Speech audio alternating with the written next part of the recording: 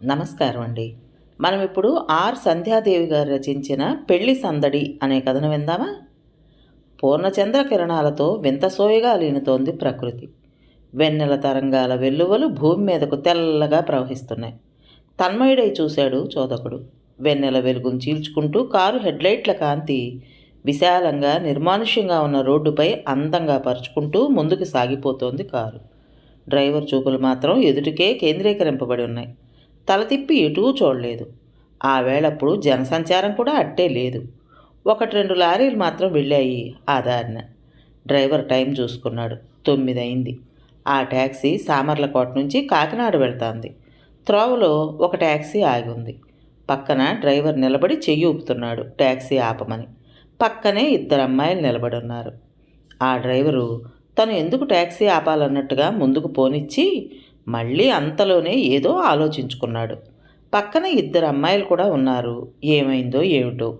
ముందుకు పోతున్న ట్యాక్సీ వైపు కోపంగా చూశారు యువతులు. ఎంత స్పీడ్గా ముందుకు సాగిందో అంతే స్పీడ్గాను రివర్స్లో వచ్చి వాళ్ళ ముందు ఆగింది. ట్యాక్సీ డ్రైవర్ విసుగ్గా తల యువతలకు పెట్టి ఏమిటి అన్నట్టు చూశాడు. ఆగి ఉన్న ట్యాక్సీ డ్రైవర్ అతనికి విషయం వివరించి చెప్పాడు. కాకినాడ వెళ్తుంటే మధ్య తోవలో ట్యాక్సీ పాడయింది, వీళ్ళని ఆ ట్యాక్సీలో తీసుకెళ్ళమని చెప్పాడు. అవునండి, ఇంత రాత్రివేళ ఇక్కడెక్కడుంటాం అంది ఓ యువతి ప్రాధేయపడుతున్నట్టుగా. డబ్బు ఎంతైనా సరే ఇచ్చేస్తాను. కాకినాడలో పెళ్ళుంది, మేము త్వరగా వెళ్ళాలి. ఏ తీసుకువెళ్తావా అడిగింది మరో యువతి ఆజ్ఞాపిస్తున్నట్టుగా. ఆ మాట్లాడే తీరు, ఆ అమ్మాయిలో కనిపిస్తున్న దర్పం చూస్తూనే ఆ డ్రైవర్ కళ్ళు చురుగ్గా ఆమె వైపు తిరిగాయి. ఒక్క క్షణం ఆ చీకట్లో అతని కళ్ళు ఆమెను నకసిక పర్యంతం గమనించాయి. ఏం ఆలోచించుకున్నాడో ఏమో సరేనన్నాడు. ఆ యువతులిద్దరూ సంతోషంగా సామాన్లతో పాటు ట్యాక్సీలో కూర్చున్నారు. ట్యాక్సీ బయలుదేరింది. ఉన్నట్టుండి ట్యాక్సీలో లైట్ వెలిగింది. డ్రైవర్ ఒక్కసారి వెనక్కు చూశాడు. ఒక అమ్మాయి చామంచాయగా మామూలుగా ఉంది. మరో అమ్మాయి తెల్లగా నాజుగ్గా బొమ్మల కళ్ళు జిగేల్మనిపించేటంత అందంగా ఉంది. ట్యాక్సీలో లైట్ ఆరిపోయింది. అతను అలా తిరిగి చూడగానే 2 అమ్మాయిల మనసుల్లో గుబులు గుబులు మనసాగింది. రాత్రివేళ ప్రయాణం. ఈ డ్రైవర్ చూస్తే రౌడీలా ఉన్నాడు. 2 ఆడవాళ్ళని ఏ కత్తైనా చూపి వస్తువులు పెట్టెలు లాక్కుంటే ఆలోచించసాగారు. మంజుల వైజాగ్లో ఎంఏ చదువుతోంది. కాకినాడ సొంత ఊరు. చిన్నన్నగారి పెళ్ళని బయలుదేరొచ్చింది. కూడా స్నేహితురాలని తీసుకొచ్చింది. ఆ అమ్మాయి ఊరు సామర్లకోట. అక్కడ దిగి బస్సులో ఎందుకు ట్యాక్సీలో వెళదామని ట్యాక్సీ చేయించుకున్నారు. మధ్యలో డ్రైవర్ మరోసారి వెనుకకు తిరిగి చూసి తల తిప్పేశాడు. He seems to be a rowdy అంది మంజు. ఏమిటంటున్నారు? వెంటనే తల తిప్పి చూశాడు.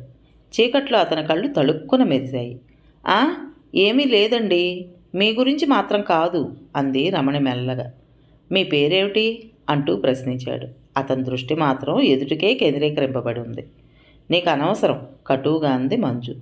ఆమెకు అతని ప్రవర్తన చూస్తుంటే ఒళ్ళు మండిపోతుంది. Please Manju, keep quiet till we reach Kakinada. Ramani స్నేహితురాలు చెయ్యి పట్టుకుని బ్రతిమాలుతున్నట్టుగా అంది. I care a damn what this fellow will do అంటూ నిర్లక్ష్యంగా తలెగరేసి సీటుకి చేరబడింది Manju. Stop it Manju, it's all right అంది రమణి కాస్త కోపంగా. Why you are getting so frightened, what can he do? Manju నిర్లక్ష్యంగా అంది. రమణి ఏదో జవాబు చెప్పేలోగా కారు కీచుమని శబ్దం చేస్తూ ఆగిపోయింది. మంజు సీటుకి వెనక్కి జారబడింది. అలా సడన్గా కారు ఆగ్గానే నిఠారుగా అయింది. రమణి అడిగింది అతన్ని ఏమైంది అంటూ. మీరు కాస్త దిగి తొయ్యాలి అన్నాడు. అతను వెనక్కి తిరిగి చూస్తూ. మేమెందుకు తోస్తాం, మేం తొయ్యం మొండిగా కోపంగా అంది మంజు. నాకే తెల్లవార్లు ఇలాగే ఉండండి, మీరేదో త్వరగా కాకినాడ చేరుకోవాలన్నారని అన్నాడు అతను తాపీగా. స్నేహితురాళ్ళిద్దరూ ముఖముఖాలు చూసుకున్నారు. రమణి మంజు చేయి పట్టి నెమ్మదిగా లాగింది. అతనితో మనకి గొడవ ఎందుకు అన్నట్టు. 2 కారు డోర్ తెరుచుకుని దిగారు. చీర చెంగు నడుంకి బిగించుకుని శక్తంతా కూడదీసుకుని కారు మెల్లగా తొయ్యసాగారు. చీకట్లో అతని కళ్ళు మంజు వైపు చూసి కొంటెగా నవ్వాయి. ఉన్నట్టుండి కారు స్టార్ట్ అయ్యి ముందుకు ఉరకటంతో బలమంతా అంచి కారును తోస్తున్న ఇద్దరు యువతులు తూలి ముందుకు పడబోయి అతి కష్టం మీద పడిపోకుండా ఆపుకున్నారు. అతను చేసిన పనికి మంజుకి చర్రున కోపం వచ్చింది. అతన్ని ఏం చెయ్యలేక మనసులో కలిగిన కోపాన్ని ఒక్క గుటకలో మింగి ఊరుకుంది. కొంచెం ముందుకు పోయి ఆగిన ట్యాక్సీ దగ్గరకు పరుగెత్తుకుని వెళ్ళారిద్దరు. ఇప్పుడు కూర్చోండి అన్నాడు. ఇద్దరు కారులో కూర్చుని కారు డోర్ విసురుగా మూసి వాళ్ల కోపాన్ని చూపించారు. అతను అవేం పట్టించుకోలేదు. హుషారుగా ఈలవేస్తూ కారు డ్రైవ్ చేయసాగాడు. మంజు మనసు కుతకుతలాడసాగింది. కారు కాకినాడ చేరుకుంది. మంజు చెప్పిన అడ్రస్కి కారు పోనిచ్చి ఇంటి ముందు ఆపాడు. నౌకరు గబగబా వచ్చి సామాన్లు లోపలకు పట్టుకెళ్ళాడు. ఎంతైంది? మంజు కోపంగా అడిగింది. మీ దయ, అసలు నువ్వు ఇవ్వకపోయినా పర్వాలేదు. డ్రైవర్ కళ్ళు కొంటెగా నవ్వాయి. సూటిగా తన కళ్ళల్లోకి గుచ్చి చూస్తున్న అతని చూపులకి కొద్దిగా కలవరపడింది మంజు. మంజు హ్యాండ్ బ్యాగ్ తెరిచి తన చేతికొచ్చిన డబ్బు ఆ డ్రైవర్ చేతిలో పెట్టింది విసురుగా. అతను ఆ డబ్బుతో పాటు ఆమె చేతిని పిడికిలతో మూశాడు. ఆడపిల్లకు అంత పొగరు పనికిరాదు అంటూ చెయ్యి విడిచిపెట్టేశాడు. రెప్పపాట్లో జరిగిన ఈ అనుకోని సంఘటనకు ఆమె బిత్తరపోయింది. ఒక డ్రైవర్ తన చేతిని పట్టుకుంటాడా?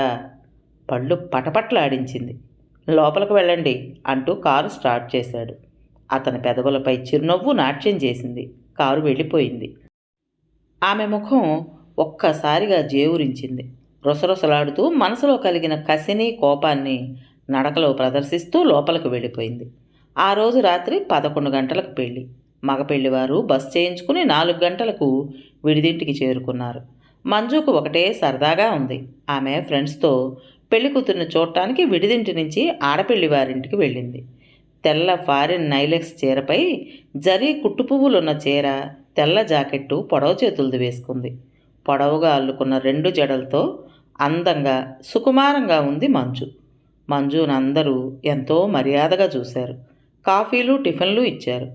కొత్త వాళ్ల ముందు టిఫిన్ తినడానికి సిగ్గుపడింది మంజు. మంజు వాళ్ళందరి కళ్ళకి తెల్లటి బట్టల్లో రాజహంసలా కనిపించసాగింది. టిఫిన్ తిని కాఫీలు తాగి చేతులు కడుక్కొనడానికి అందరూ పెరటి వైపు వెళ్ళారు. పెరట్లో తాటాకులతో వేసిన పాకలా ఉంది. అక్కడ వంటలు అవుతున్నాయి. చాలామంది మగవాళ్ళు వంటల దగ్గర నిలబడున్నారు. అందరిలో ఒకతను బాగా పొడవుగా ఉన్నాడు. అతను అటు తిరిగి నిలబడి ఎవరితోనో ఏదో మాట్లాడుతున్నాడు. లాల్చీ పైజామా వేసుకున్నాడు. మంజు చేయి కడుక్కుంటూ అతని వైపు పరీక్షగా చూసింది. ఎవరా అనుకుంటూ. మంజు ఫ్రెండ్స్తో మెట్లెక్కుతోంది లోపలికి వెళ్ళడానికి. ఎవరో కృష్ణ అంటూ పిలిచారు. మంజు చూసింది చటుక్కున తల తిప్పి. అతను తల తిప్పి చూశాడు ఆ పిలుపుకి. అతన్ని చూస్తూనే కొయ్యబారి నిల్చుండిపోయిందామె. రమణి ఆమెను మోచేత్తో పొడిచి, ఆ రౌడీ డ్రైవర్ కూడా వచ్చాడు అంది రహస్యంగా. ఏడవని, మనకేలా అంటూ నిర్లక్ష్యంగా తల ఎగరేసింది పొగరుగా. ఆమెను చూస్తూనే అతని కనుబొమ్మలు ఆశ్చర్యంతో పైకి లేచాయి. అతని కళ్ళు వింత కాంతితో తళుక్కున మెరిశాయి. మంజు తండ్రి రమణారావు గారు, ఆయన పెద్ద కొడుకు జనార్దన్ రావు పెళ్లిలో హడావిడిగా తిరగసాగారు. తల్లి జగదాంబ, కోడలు సుందరి అందరూ హడావిడిగానే ఉన్నారు. పెళ్లి పందిరంతా రంగురంగుల బల్బులతో, మామిడాకుల తోరణాలతో కళకళలాడిపోతోంది. పెళ్లికొడుకు గోపీనాథ్ పెళ్లి ముస్తాబులో పెళ్లిపేటల మీద కూర్చున్నాడు. అతని ముఖం సంతోషంతో వెలిగిపోతోంది. పురోహితుడు మంత్రాలు చదువుతున్నాడు. పెళ్లి కూతుర్ని తీసుకొచ్చి పీటల మీద కూర్చోబెట్టారు. మాధవి సిగ్గుతో తల పైకెత్తలేదు. తల దించుకునే కూర్చుంది. మంజు నేరేడు రంగున్న గద్వాల్ పట్టుచీర, అదే బార్డర్ ఉన్న జాకెట్టు వేసుకుంది. వదులుగా ఒక జడ వేసుకుంది. చెవులకి ముత్యాల జూకాలు, మెడలో ముత్యాల హారం, చేతి నిండా ముత్యాల గాజులు, ఎడం చేతికి రౌండ్గా ఉన్న రిస్ట్ వాచ్ పెట్టుకుంది. నున్నగా తళతళ మెరుస్తున్న చెక్కిళ్ళు, చక్రాల్లాంటి పెద్ద పెద్ద కళ్ళు, సన్నగా గీత గీసినట్టున్న కనుబొమ్మలు, వంకీల జుత్తు. దివి నుండి భూకి దిగివచ్చిన అప్సరసలా ఉంది.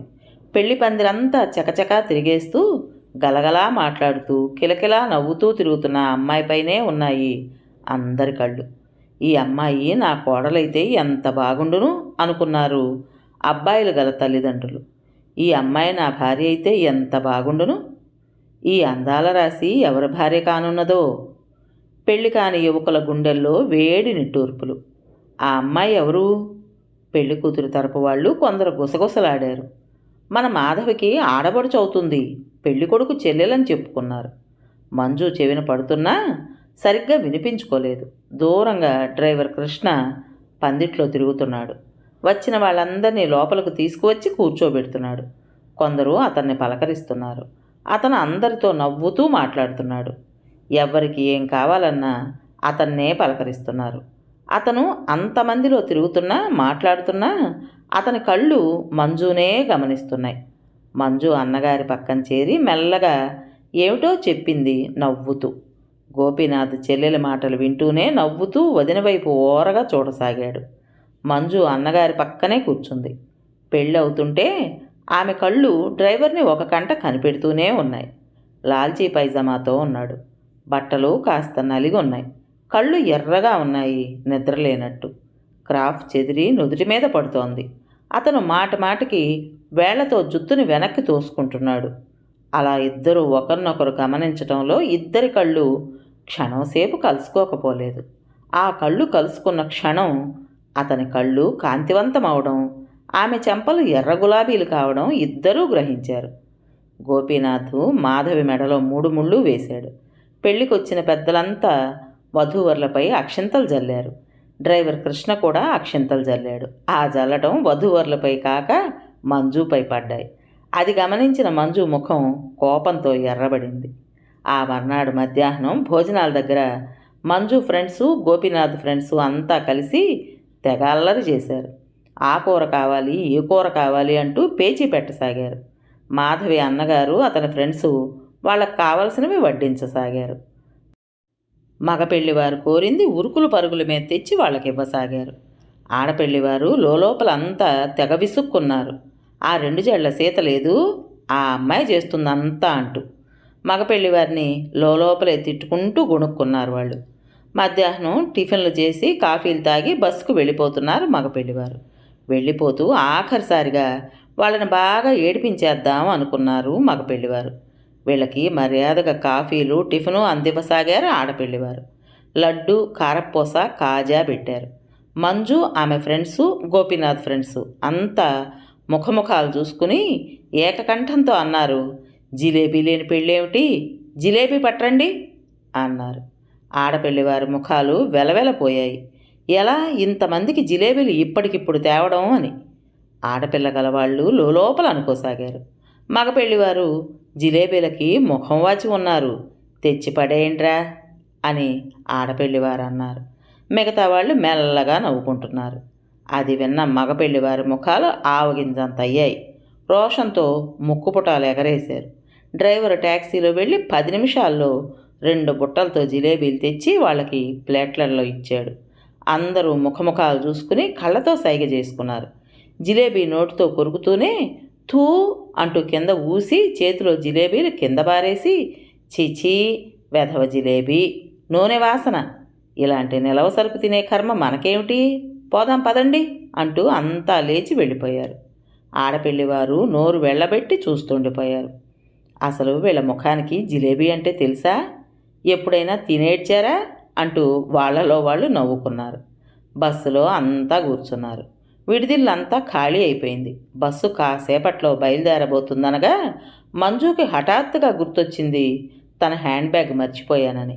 గబగబా బస్సు దిగి విడిదిలోకి వెళ్ళింది. ఆమె తయారయ్యి బ్యాగ్ని ఇందాక గోడ అలమారులో ఉంచింది. వెళ్ళి అలమారు తెరిచి చూస్తే హ్యాండ్ బ్యాగ్ పెట్టిన చోటే ఉంది. ఆ బ్యాగ్ తీసుకుని వచ్చేస్తుంటే గుమ్మం వద్ద అడ్డుగా గుమ్మం పొడవునా నిలబడి ఉన్నాడు డ్రైవర్. ఆ విడిదింట్లో ఒక్క పెట్టలేదు, అంతా ఖాళీ అయిపోయింది. మంజుకి ఒళ్ళు మండిపోయింది. అడ్డులే నిర్లక్ష్యంగా తల ఎగరేసి చేతిలో బ్యాగ్ గిరగిరా తిప్పుతూ అంది. అతను మాట్లాడలేదు. సూటిగా ఆమె కళ్ళల్లోకి అలాగే చూడసాగాడు.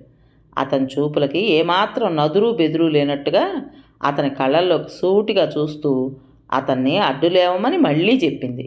అతను పక్కకు తొలగి ఆమెకు దారిచ్చాడు. ఆమె అతను అలా అడ్డు తొలగి దారి ఇవ్వడంతో హ్యాండ్ బ్యాగ్ భుజానికి తగిలించుకుని సేవకుడు దారి చూపిస్తుంటే ఠీవిగా ముందుకు నడిచే మహారాణిలా వెళ్ళబోయింది. అతని బలిష్టమైన చేయి ఆమె భుజంపై పడి ఆమెను బయటకు వెళ్లకుండా ఆపింది. ఎవరితో అయినా మర్యాద ఇచ్చి పుచ్చుకో అన్నాడు. అనుకోని ఆ సంఘటనతో ఆమె తోక తొక్కిన త్రాచుల బుస్సుమంది. ఒళ్ళు తెలియని కోపం కట్టలు తెంచుకుంది. అంతే, అతని చెంప మీద బలంగా కొట్టింది. ఆ దెబ్బతో అతని పట్టు వదిలిపోయింది. దిమ్మెరపోయినట్టుగా అయ్యాడు. జాగ్రత్త, నేనెవరిననుకుంటున్నావు అంది కోపంగా చూస్తూ. ఆఫ్టర్ ఆల్ నువ్వు ఒక డ్రైవర్వి, నాకు మర్యాద గురించి చెప్తావా అంటూ విసవిస నడిచి వెళ్ళిపోయింది. మంజు ఎంఏ పాస్ అయింది. రమణారావు గారు ఆమెకు సంబంధాలు వెతకసాగారు. ఆమెకు ఎంత కట్నమైనా సరే ఇచ్చి మంచి సంబంధం తేవాలని ఆయన కోరిక. సంవత్సరం 6 మాసాలు గిర్రున తిరిగిపోయాయి. మంజుకి ఇంకా పెళ్లి నిశ్చయం కాలేదు.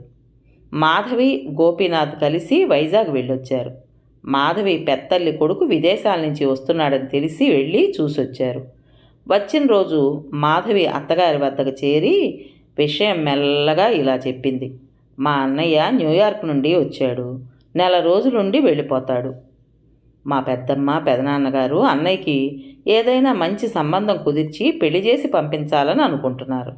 అక్కడ మరో 2 సంవత్సరాలు ఉండి తిరిగి ఇండియా వచ్చి స్థిరపడిపోతాడని అంటున్నారు. మా అన్నయ్య నా పెళ్ళికి వచ్చాడు. వచ్చి వెంటనే వెళ్ళిపోయాడు. పెళ్లిలో మన మంజుని చూసేట.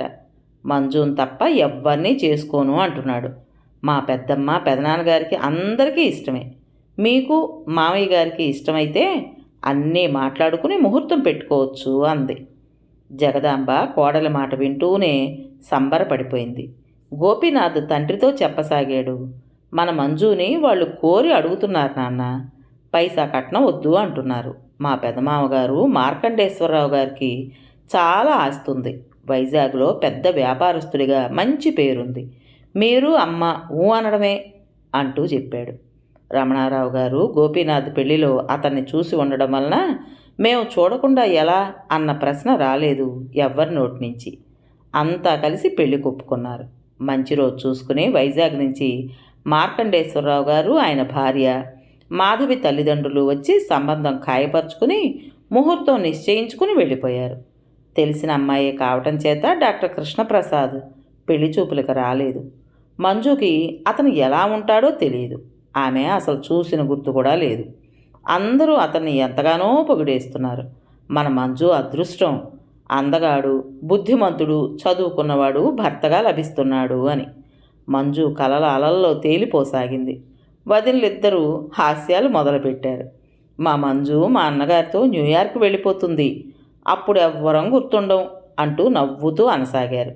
సిగ్గు, సంతోషం ముప్పిరిగొనగా అక్కడి నుండి లేడి పిల్లల చెంగు చెంగున గెంతుతూ లోపలకు పరిగెత్తేది మంజు. పెళ్ళి ఇహ వారం రోజులే ఉంది. చాలా దగ్గరగా ముహూర్తం నిశ్చయించేశారు. పెళ్లి పనులు చకచకా అయిపోసాగాయి. మంజు ఊహల పల్లకిలో ఊరేగసాగింది. డాక్టర్ కృష్ణప్రసాద్ ఎలా ఉంటాడు అంటూ తన ఊహలకి రూపకల్పన చేస్తూ గడపసాగింది. ఆ వేళ రాత్రి 10:30 గంటలకు పెళ్ళి అనగా పెళ్లివారు ఉదయం 9 గంటలకు వైజాగ్ నుండి 2 బస్సుల్లో దిగారు విడిదింట్లో. మగ పెళ్లివారు రావడంతో ఆడపెళ్లివారు కంగారు పడుతూ అన్నీ అందించసాగారు. మాధవి అన్నగారు రమేషు, అతని ఫ్రెండ్సు, కృష్ణప్రసాద్ ఫ్రెండ్సు ఆడపెళ్లివారిని భోజనాల దగ్గర అది లేదు ఇది లేదు అని పేచీ పెట్టి వాళ్ల ప్రాణాలు కొరుక్కు తినేశారు. ఆడపెళ్లివారు లోపల తెగ విసుక్కోసాగారు. అబ్బా, ఏం వైజాగ్ వాళ్ళురా బాబు, ప్రాణాలు తోడేస్తున్నారు. ఆ బెల్బాటం ప్యాంట్లు, ఆ చొక్కాలు, ఆ గిరజాల జుట్లు ఎలా ఉన్నారు, ఒక్కొక్కళ్ళు ఎలుగుబంటుల్లా. మనస్సులోనే తిట్టుకున్నారు వాళ్ళకి అందివ్వలేక. మధ్యాహ్నం టిఫిన్ దగ్గర మిక్చర్, రవ్వలడ్డు, బాదుషా పెట్టారు. ఇదేమిటి, హల్వా లేదా అంటూ అడిగారు వాళ్ళ మీద డాబు చేస్తూ మగపెళ్లివారు. ఆడపెళ్లివారి ముఖాలు వెల్లవేసినట్లు తెల్లబడ్డాయి. ఎలా ఇప్పటికిప్పుడు హల్వా చేయించటం? మైదాపిండి హల్వా చేయిస్తారేమో, గోధుమ పిండి హల్వా కావాలి అంటూ వాళ్లలో వాళ్ళు నవ్వుకున్నారు. ఆడపెళ్లివారికి చెమటలు పట్టేశాయి వారి మాటలకు. లోపలకు పరిగెత్తారు. వాళ్లలో వాళ్ళు అనుకోసాగారు, వీళ్ళకి వంటల సంగతి కూడా తెలుసురోయ్. కాస్త గోధుమ పిండి వాళ్ళ ముఖాన పోస్తే ఆ హల్వా ఏదో వాళ్లే కలబెట్టేసుకుంటారు అంటూ లోపల నవ్వుకోసాగారు. అనవసరంగా మనం వంట బ్రాహ్మణులను పిలిపించాం, వీళ్లే ఒక చెయ్యేసి వంటలన్నీ కానిచ్చేద్దురు గుసగుసలాడుతూ నవ్వుకున్నారు. అది విన్న మగ పెళ్లివారు రోషంతో ముక్కుపుటాలు ఎగరేశారు. ఎంత అవమానం! వాళ్ళ ముఖాలు ఎర్రబడ్డాయి. ఒరేయ్ నెమ్మది రోయ్, వాళ్ళు వింటారు, గుడ్లగోబల్లా కళ్ళన్నీ మన మీదే వాళ్ళకి అన్నారు ఆడపెళ్లివారు. ఈ లోపల నెమ్మదిగా హల్వా హోటల్ నుండి తెప్పించి పెట్టారు అందరికీ. చచ, ముక్కవాసన! ఇలాంటి హల్వా తినే కర్మ మనకేమిటి? పోదాం పదండి అంటూ లేచిపోయారు టిఫిన్ తినకుండా. మగ పెళ్లివారి అల్లరి చూసి మంజు ముఖం చిన్నబోయింది. డాక్టర్ కృష్ణప్రసాద్ పెళ్లి ముస్తాబులో పెళ్లి పీటలపై కూర్చున్నాడు. తెల్లగా, పొడవుగా, బలంగా, ఆరోగ్యంగా, అందంగా, హుందాగా ఉన్న అతన్ని చూసి అంతా ఆశ్చర్యపోయారు. మంజు చాలా అదృష్టవంతురాలు అని అందరూ ఒప్పుకున్నారు. కృష్ణప్రసాద్ ఫుల్ సూట్లో, మెడలో పూలహారాలతో, తలకి గులాబీ రంగు తలపాగతో అందంగా ఉన్నాడు. మంజుని తీసుకువచ్చి అతని పక్కన పీటలపై కూర్చోబెట్టారు. అతని పక్కన బొమ్మల అందంగా, నాజూగ్గా ఉన్న మంజుని అంతా ముచ్చటగా చూశారు. మంజు సిగ్గుతో ముఖమెత్తి అతన్ని చూడలేకపోతోంది. చూడాలని మనసు ఎంత వేగిరపడుతున్నా కనురెప్పలు సిగ్గుతో బరువుగా క్రిందకు వాలిపోతున్నాయి. మంజు మెడలో 3 ముళ్ళు పడిపోయాయి. తలంబ్రాలు పోసేటప్పుడు ఎలాగో కళ్ళెత్తి అతని వైపు చూసింది. అతని కళ్ళు, పెదవులు కూడా నవ్వుతున్నాయి. అతను చాలా హుషారుగా, సరదాగా ఉన్నాడు. అతని పక్కన మాధవి కూర్చుని అన్నగారి చేత తలంబ్రాలు పోయిస్తోంది. అంతే, ఆమెకు ప్రపంచమంతా గిర్రున తిరిగిపోసాగింది. వేలాది పిడుగులు ఒక్కొమ్మడిగా శిరసున వర్షించినట్లయింది. ఆనందమంతా ఆవిరైపోయింది. తన ఊహా సౌధాలన్నీ ఒక్కసారిగా తునాతునకలైపోయాయి. అతను డ్రైవర్ అనుకుని చెంపదెబ్బ కొట్టింది. ఎంత పొరపాటు! అతని మనసులో తనపై ఎంత కక్ష పేర్కొనుందో. ఆమెకు భయంతో ముచ్చెమటలు పోసాయి. తనపై కక్షతో తనని ఇండియాలో వదిలేసి వెళ్ళిపోడు కదా? తన పొగరు అణచటానికే తన మెళ్ళో 3 ముళ్ళు వేయలేదు కదా? ఇంకా సందేహమా? అతను తన గర్వం అణచటానికే ఇలా చేశాడు. భగవంతుడా, నా జీవితం ఇంతేనా? జీవితం అంతా కన్నీటితో గడపవలసిందే అన్నమాట. మంజుకి మనస్సులో దుఃఖం ముంచుకొచ్చింది. భూకంపం లాంటిది ఏదైనా వచ్చి భూమి బ్రద్దలై తనని భూమాత కడుపులో దాచుకుంటే ఎంత బాగుండును? మనస్సులోనే కుమిలిపోయింది. పెళ్లి తంతు ఎలాగో ముగిసిపోయింది. ఆమెకు ఒంటి మీద తెలివి లేదు. మొదటి రాత్రి మంజు దడదడలాడే గుండెలతో, తడబడే అడుగులతో, కోటి శంఖలతో ఆ గదిలో అడుగుపెట్టింది. ఆమె కళ్ళు నీరు క్రమ్మి అంతా అలికేసినట్టు కనబడుతోంది. ఒంట్లో శక్తినంతా ఎవరో లాక్కున్నట్లు నీరసం. కాళ్ళు తేలిపోతున్నాయి. తను ఎదుర్కోబోతున్న పెను తుఫాన్లు ఊహించుకుంటూ తలుపు దగ్గరే నిలబడిపోయింది. అదో వదనయి కాలి బొటనవేలు నేలను రాస్తూ నిలబడింది.